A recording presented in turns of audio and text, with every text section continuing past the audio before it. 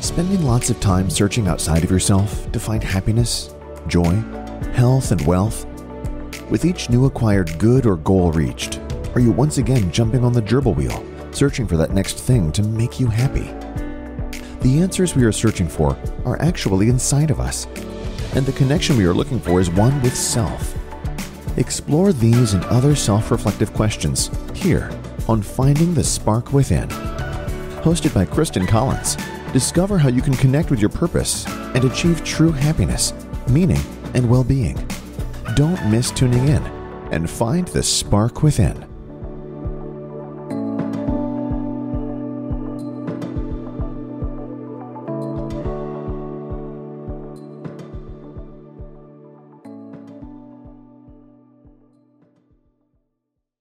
Hi, everyone, and welcome to the Find the Spark Within podcast. My name is Christin Collins, and I am always so honored to connect with audience and connect with a guest who sparks something within me. And today is another day where I am incredibly honored to spend about 30 minutes with friend and colleague, Dr. Michelle Fritsch.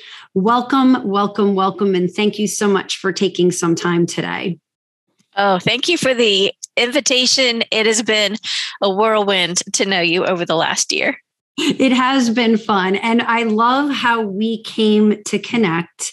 And that was through our mutual, excitement and curiosity about purpose and how purpose affects life. So I would love, before we delve into the company you've created and the book that you've written, I'd love to start with that foundation of purpose and what has purpose meant for you as you've stepped into your full and true essence and being. Well, it's not something I expected. So what I have found is I have focused on people around the time of retirement and tried to do really preventive things so that I like to think of it as I want to help people live their life in the decades of retirement, like full speed ahead. And they come across the finish line, battered and bruised and dirty. And they're like, wow, that was a wild ride. That's what I want to see for people, and not they kind of decline and spend, years in bed or not doing what they want to. So that's my purpose. And in doing that, I have found for the people I've seen throughout my career who seemed fine and they retired and then kind of plummeted, purpose was one of those absolutely key things. And their purpose, or that what brought them great meaning in retirement, might have nothing to do with what they did in their primary career. So it's been fascinating. So when you and I had that opportunity to go into that training cohort, the timing was perfect because I had just put those pieces together, and it was just the right thing at the right time. Oh, this is such a juicy conversation. And there's so many questions I have for you. I just want to add into this space my experience with purpose. And back when I was in healthcare and was creating what came to be a wellness wheel, all the different components of well-being, right? And you and I are co-passionate about prevention, right? Why are we waiting until people retire or get sick and unhealthy to then try to make them healthy again? Silliest thing I've ever heard of. Purpose was a thought that came up when Scott Cashman and I were coming up with this wellness wheel. And I didn't understand why that entered the space or what even purpose was. And it's really fun to reflect on that, because now in hindsight, without purpose, right, what's the point? And then to your point, if you're finding your purpose at work only, and, then you retire, what's left for you? And remember, I live in Southwest Florida. There's a lot of that going on. So I really appreciate your thread of purpose in life to be preventative, to help you live optimal life of well-being. So talk to me a little bit about your past experiences before creating your new company, and also about writing your book, which I know was very pivotal in your journey. Oh, it was. So my background is as a professor. I've been in academia for 25 years. mostly teaching pharmacy students, but along the way, physicians, physician assistants, nurses, physical therapists, occupational therapists, and lots of different health professionals. And then I've practiced, I'm board certified in geriatrics. So I've been mostly in outpatient clinics that serve in lots of different ways, people that are over about the age of 60.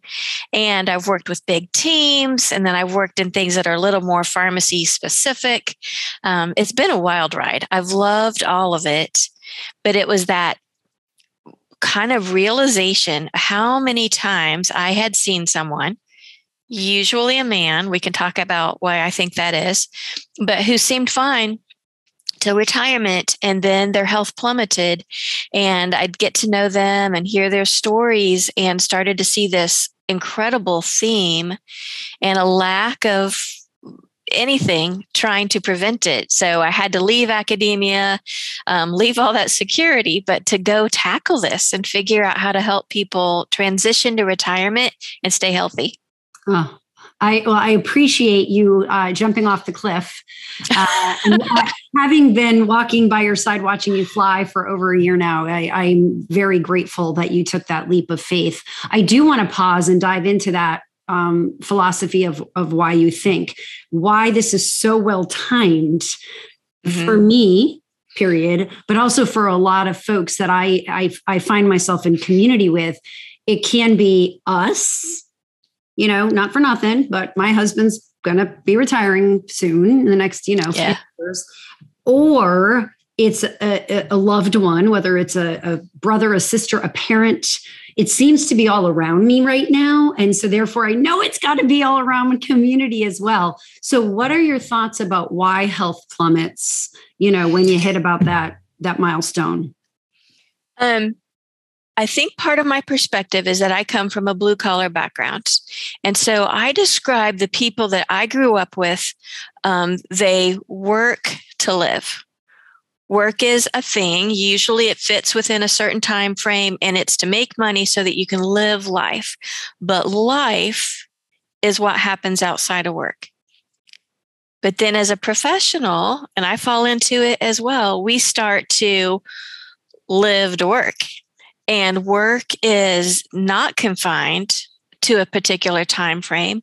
It is something that can interrupt our day at any time. It's, for me anyway, it is happening in here all the time. You wake up at 3 a.m. with ideas. There's to-do lists that just never end. And for many people, that is who they are. You are the founder and CEO of this, or you are the manager who helped that company get over that particular hurdle, or you're the one that made this certain thing happen. And if that's who you are, and that's where you get your sense of fulfillment, then retirement is dangerous. Because if you lose that, health tends to plummet with it. But we don't have enough days to talk about all the great stories of people who've identified a sense of purpose in that next phase that appears to have nothing to do with their primary career, and they're loving it. So inspiring. And again, incredibly timing. Well timed. So I've talked about this movie a couple of times over the past year. It was one that just hit me at the perfect time, and it's called Soul. Did you see that movie, Soul? My kids were watching it, and I caught glimpses. So I need to actually watch it. You have to, because, and that's why I do love Disney. Raising my stepchildren, we'd go to sometimes a Disney movie, and I'm the one laughing the loudest in the movie theater because of all the adult, the storyline things they put in there. They're geniuses, right? But Soul was the one that I was like, oh my goodness, I've seen it 3 times. I cried every time. And it's all about how many of us are just looking at the destination. Mm-hmm. And not living the journey. And this soul is paired with this other soul who's like, freaking out about the day-to-day experiences and just in wonder and curiosity and, the ups and downs and just very present. And it was one of those that I'm like, oh, Disney, you nailed it here. on how it's not about the destination to retirement. Who knows? We have no guarantees, Yeah. you know? So thank you for shedding light on that vision. And Soul is just a movie I had to bring in for the fun lesson on that. So for folks who might be interested in reading your book, Preventive Maintenance for a High Mileage Life, share one or two takeaways that you provide in that book for living that high mileage life. I would love to. It's the beauty of it is it's not rocket science, but it's pulling in all of those different aspects of a life of wellness. And so it's physical health, mental health, emotional health, spiritual health, social health, understanding that certain things are going to happen in life. How do you get yourself prepared for those so that they're not this shock wave that hits you? And so it's broken down really easy to read to hit those really important things. There's a lot of emphasis on gratitude and just things that you can do to sort of balance your life and not get blown with the ups and downs that come your way. And that is linked to greater health. Amen, sister. And you know this as well as I do. It's really, I think, everything I talk about every day. When we let go of all those things we're not in control of, right? Because the vast majority of experiences all day are things that we don't own, have no right to own.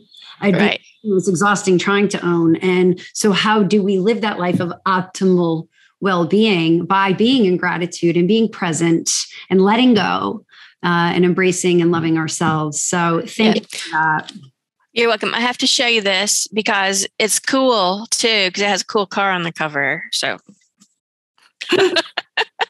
And that's what matters is the cool. Exactly. I know that you and I were talking that recently you put together a video about how trauma affects well-being. And, you know, that's, again, one of my passions. And it's in alignment with what we're talking about, whether what's not in your control, your trauma might be in your control, your trauma might not be in your control, doesn't really matter, but how trauma affects our physical health. Weigh in for a moment on that for me. You know, what got me talking about that topic was 2 or 3 weeks ago at the rival weekend for football, when Michigan and Ohio State had their game. There were former athletes, retired athletes from each of those schools who had been assaulted by the team doctor. So each of those schools had had a team doctor for years that assaulted those players, and it had not been talked about. And so these two very brave men, one a football player and one a wrestler, led another group of people on the University of Michigan campus to have a rally to say, we've got to talk about this. This does impact future health. And I've been blessed in my career. I've cared for many, many older women who were raised in an era where terrible things happened to them and they were told not to talk about it. And so that comes out. Those are chronic pain conditions. Those are deep depressions that come out later. And then I've worked with a number of men, including executives and elite athletes, who have those kind of stories in the past. And they've got to be like Superman in order to overcome that and say, that did not bring me down, which also tells me that they didn't really have that chance to learn some strategies to say, yes, this is part of my story, but I don't have to be like superhuman to deal with it. There are other ways that I can process this, and it can be a part of my story that does not shape who I am. Oh, and then the one more, I worked in the VA system for a number of years. That's a whole different kind of traumas that people have dealt with. But I see, I'm not a psychologist, but as a pharmacist, as a clinician, I've seen numerous people, if they don't have a chance to talk it through and develop some strategies to deal with it, it impacts them the rest of their life. But the great news is even when they're geriatric in their 80s or whatever, if we do then take the time to work through it and develop strategies, it's like this giant weight can be lifted and life can have a whole new direction. I love that. There were like 54 nuggets right there that I'm like, yes, yes, yes. Your story doesn't define you. It does if you don't right have an opportunity to heal from it a bit. Release it. Yes. So don't let your story, maybe that's what it is. Don't let your story define you, right? Yeah. Feel the emotions that came with it so that they can be released and you can actually do that healing work. And then this has been coming up a lot recently about you're so brave and you're vulnerable, to share your story. And it's like, okay. And thank you. But imagine a culture, imagine a community where we were all owning our journey and doing the work and sitting in the discomfort of the healing process. And then we could all show up whole and well, so that we can be the best us in community and not project or not, be fearful and all kinds of good things. So there is not a person on this planet that's existing right now that doesn't have some kind of trauma from COVID. Like everybody has been touched in some form. So it has never been more vital to have ownership of the journey, allow yourself to heal and release. And that one, it's not like it's over and now let's heal. It's healing in the midst of an ongoing saga, which is even a little bit more complicated. It's like ripping off the scab, right? Oh, here we go again, right? Here we go again. Do I have to cancel my event again? Or do I have to, cancel vacation again? It's acute trauma. I agree with you that there's not a human that hasn't been impacted. I've got this crazy slide I can share with you if you want, but it's impacting blood pressure. It's impacting our weight management. It's impacting our sleep patterns. It's impacting our fuses. Oh my goodness, everybody's got such a tiny fuse. You think you're fine, and then you go off on something because you don't even realize how on the edge you really were. And the constant news is I don't know that our brains were ever intended to be able to process that much on a constant basis. Yeah, if you later, if you share that slide with me, I'd love to provide that as an indication as to what this is doing to our physical health. I will. I mean, I know it to the bone, but having it in graph form would be amazing. So that is a perfect segue to bring us to the now. And again, it's been an honor and a privilege to witness you, both as a friend and a colleague, birth your company. I know you were the co-founder of Propel Wellness, which is just an amazing opportunity to create a retirement wellness strategy so that you're entering into that phase optimally. So please share some of the tools or some of the ways that folks can benefit from this amazing company that you co-created. I will. So it's Propel Comprehensive Wellness, and Propel is powerful retirement options for a purpose-filled, engaged life. That's what we want for everyone. When you were making that, I was like, that's so good. I love that. I love acronyms. So this is a monthly subscription, and each month someone will get a module that over time, it's like puzzle pieces that will build out a really big picture of your health in a way that you can share it with any doctor, any place, anytime. But it dives into all those things we've talked about. It dives into your social health and your spiritual health and your emotional health because those are very important pieces. And it also helps you plan for the future. So anytime we talk about planning, it really ideally starts before the event. So an ideal time for someone to engage in this is at least 2 years before they're actually going to retire, so that there's a lot of things in place. But then it can help guide you throughout those decades at this point that people will live in retirement. And it just gives a lot of resources. And so maybe something that you encounter isn't perfectly pertinent today. You'll have it when the day comes that you do need it. And you're probably going to get to this, but retirement wellness strategies is what birthed out of me leaving academia and saying something has to happen to this. But that's a very kind of an elite program because you work one-on-one with me, and I only have so much capacity for so many people. And I love that. And retirement wellness strategies is still there. But Propel I'm calling it a COVID blessing, in that a colleague and I realized that we could use this almost downtime to create a version that way more people could access and kind of do at their own pace. So it's a different module each month, and it allows you to kind of, like I said, move at your own pace, have some ownership and control over how you progress through this planning process.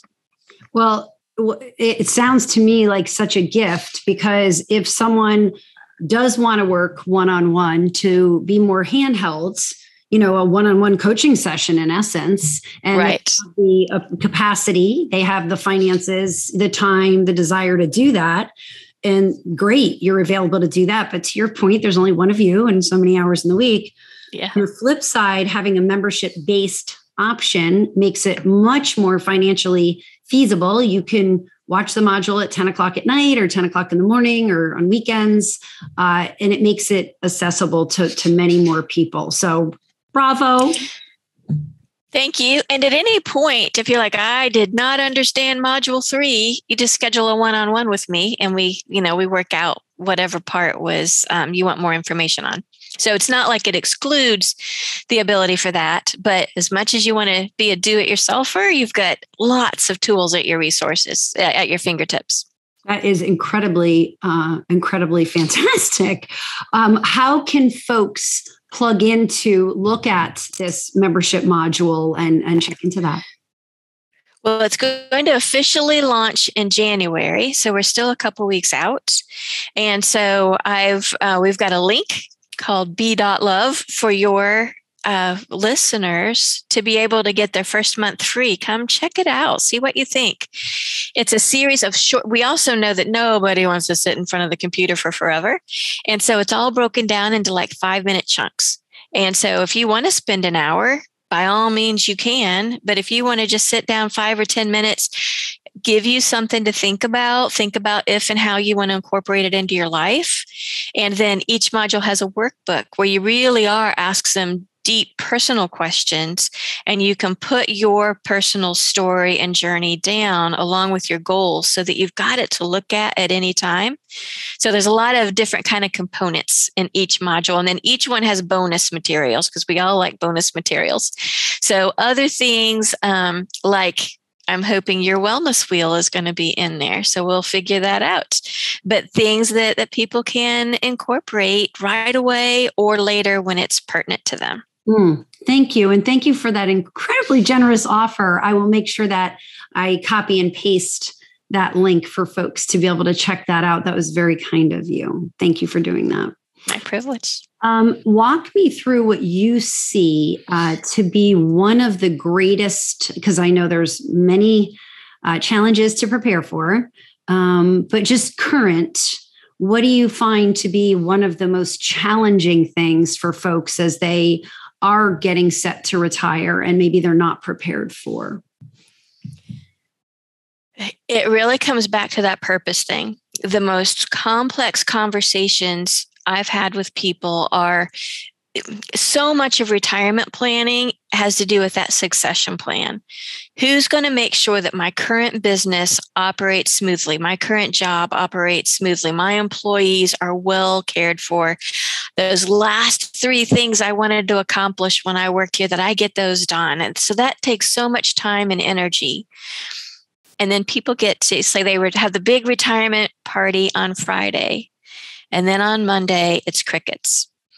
And I think there's several factors, but 2 in particular that leap out that I've seen very successful executives break down and get emotional over 2 different things. One is, who am I now? So if we can plan that ahead of time, it saves so much potential negativity and crisis. And then the other one is, I thought those were real relationships, and those people don't need me anymore. And we know that's true, right? The busyness of the workplace keeps going. All those people lined up that need to have an early morning meeting with you or go to lunch with you or after work meet with you. All of those people that just can't seem to get through their day without having a piece of your time are still getting through their day. They've just put all that emphasis on someone else. And if you're not prepared for that, that really impacts your psyche, that I invested all that time and energy in these people and they don't need me anymore.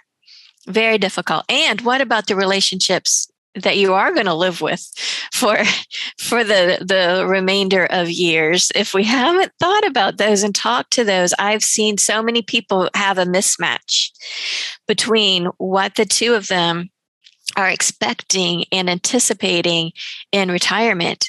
And they've talked about it early, but they haven't talked about it recently. So a big part of what I do is get them talking before retirement comes. And it's okay to have differences and different likes and dislikes and things that you want to do. But the divorce rate is skyrocketing right now. And I think a big part of that is that lack of communication before that big retirement day arrives. Wow. That makes total sense. And it reminded me of when I first met my husband and I was a flight attendant. So I was not home maybe 3 to 4 nights a week. Right. And so when I was home, it was really awesome. And then I'd go away and we'd both have our space. And then when I decided to stop flying, it was like, how is this going to be like me home every day? And it's not about me when I'm home every day, because now he still has to do all the other things that he was doing when I was traveling. But also just to the dynamics of being together all the time. And, multiply that by then, I don't know, 2 decades, if you've had kids and then, you've raised these children and now, when's the last time you had a conversation about what you want your life to be like? Right. Like I've got one story. They did talk about it and they wanted to travel. They wanted, the big trips. You can't squeeze in the big trips when you're working sometimes because you want to be gone for a few weeks. So that's what they wanted to do. She retired. He decided to hang on and work for a few more years. And in the meantime, grandkids started coming. She wasn't working, so she became the babysitter for the grandkids 2 or 3 days a week. So when he retired, they were no longer free to be gone weeks at a time. And that all kind of evolved rather naturally without conversation. So then he was hurt that we're no longer doing what I wanted to do. And the compromise became long weekends, and then plan ahead for big trips because they can still happen, but the kids have to make alternate arrangements for the grandkids in order for those to happen. Now, these are all conversations, and this all requires, planning and, safe space. And you can't make this stuff up. I'm not going to retire anytime soon, and my husband will retire sometime, whenever, next 5 years. And so we are actively discussing, that's going to be weird when I'm like, bye, honey, have a great day. And, he's not. So I love this conversation because I think it is something that's really responsible to have, not the day before it happens. You remind me of another situation, a couple I've worked with recently where he retired and she just loves what she does. And so she doesn't want to stop yet, but together they have a condo in a different state. And the idea was that they would go to that condo for at least 3 months every year because it's in a warmer climate than where their house is. And now he's going to the condo and she comes and visits a little bit. And he doesn't really know what to do with himself. And so it's not that fun getaway. Wow, I'm finally at our dream place for a few months. He's kind of twiddling his thumbs and wondering what to do with himself. And that's taking us full circle to where purpose, nobody wants to be claustrophobic and backed into a corner because you're retired and you're sitting around waiting for me. and I'm still vibrant in what it is I want to do through, my purpose work. And I live in a condo in a warmer climate, and I see it all the time. I hear the conversations at the pool. My wife doesn't want to come down because the grandbabies are up in Minnesota or Michigan, and it's a real thing. Yeah. So I really appreciate the transparency of this conversation, that these conversations need to happen, but also knowing who you are as an individual. Right. And that you might have lost a lot of that through work or through a long-term relationship. But who are you? What do you want that chapter to look like? What is the meaning for you? And then you're not putting pressure on the partner, and it just adds like this beautiful space where they, both parties can be and thrive and not feel guilty because it's not satiating or fulfilling the other person. Yeah, I think part of this divorce we're seeing right now is people hit this point and realize that they've not been talking about it and they're headed different directions. And especially if you don't like conflicts, it feels easier to split and go your own direction than to work through it. But it's so complicated, and isolation and loneliness going to wreck your health as well. And so I'm finding if we can get ahead of it and we can have those conversations, you can both do your own thing, but not completely separate. There's just so many answers that work well for people with a little planning and some compromise along the way. This is such a juicy, beautiful conversation. So thank you. And again, thanks for leaving your cushy, comfortable existence to work on this full time. I don't know anyone who's doing work like this. I think it's incredible that you're doing this. And I'm, again, excited and honored to be able to share this with others, because not only for self, but to also support other people's journeys. So thank you. Thank you for asking for the opportunity, because we do think this could benefit so many people, but they have to know about it, because it's not one of those things that everybody's got on their to-do list. Oh, I need to think about and plan my health before I retire. Amen. Amen. Well, I know we were brought together for a reason, and this is one of them, and it's an honor to shed light on it. And I look forward to folks being able to plug in, and I'm going to go through the module with my husband. I think that would be a really cool exercise for us to experience together. So again, thank you. And I will make sure that the link below is provided. If folks do have additional questions for you, or just want to follow your work, how can people connect with you? I'll make sure that you have this to put in writing, but it's Michelle with 2 L's, Michelle at propelyourwellness.com. Fantastic. I will make sure I include your email there. And again, Michelle, it's an honor and a pleasure. Thank you. Thank you for our shared journey. I mean, you and I share resources, we share subcontractors, we share ideas. I was blessed to meet your brand company and have great conversations with your friends there. And I really appreciate our shared walk together. Thank you, Christin. Again, meant to be that we had the opportunity to meet. Amen. Well, until next time, thank you. And thank you all for coming together. I hope you found this content as inspiring and interesting as I did. As always, appreciate your subscriptions. I'm really excited about the energy around this podcast and being able to showcase amazing thought leaders in their field, like my friend Michelle. So until next time, be love. Bye, guys. You have just listened to another episode of Finding the Spark Within with Christin Collins. If you found our content valuable, visit us at kristincollins.com/podcast, where you can find more episodes and amazing content. Connect with your purpose and discover ultimate joy. Join us again next time here on Finding the Spark Within.